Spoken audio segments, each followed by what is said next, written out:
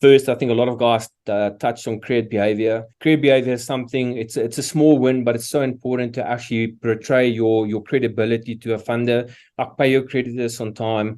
Don't go in excess of your overdraft limit. Make sure there's monthly fluctuation in your overdraft balance. And just make sure your credit bureau standing in your own personal name as business owner and that of the company is in good state. I mean, those are small boxes you can check and tick, which is vital for any starting point for raising funds. A second point is stick to your story. If you apply for funding, be sure for what you're applying funding for. I've seen so often clients change their minds and we change deal 2 or 3 times. So stick to the story. If you say you want to finance stock, take the capital, finance stock. Don't take capital for stock and go finance a plant or cover overheads. Stick to the story when you approach a funder for raising debt. A third point is matching your assets and liabilities.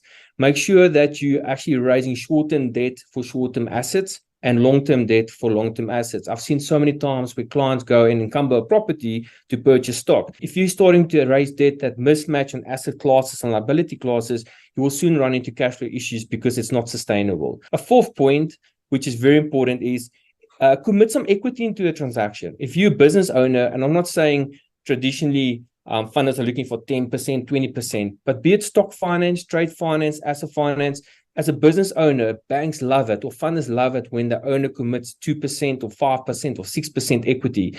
Try and contribute a portion of equity into the lending structure. That just gives such a positive sign to a financier that you committed to the deal with us. And this is where the partnership comes in. We want to make sure that the owner of the business actually participate in the funding with us. At the end of the day, you're going to make more money using third-party money to drive more profits, but put some equity in the deal. And the last point I want to make on this question is, please make sure that you're going to make more money with the money you're actually borrowing or that we're lending to you. Make sure your return on investment actually makes sense. If you're going to go and borrow money at 1% a month, you must try and make 2% on that borrowed money to actually drive profits. A lot of clients come to us and raise funding, and then the purpose is not clear, and or they haven't run a forecast model to say, listen, I'm going to use this million, but I'm going to generate 3 million.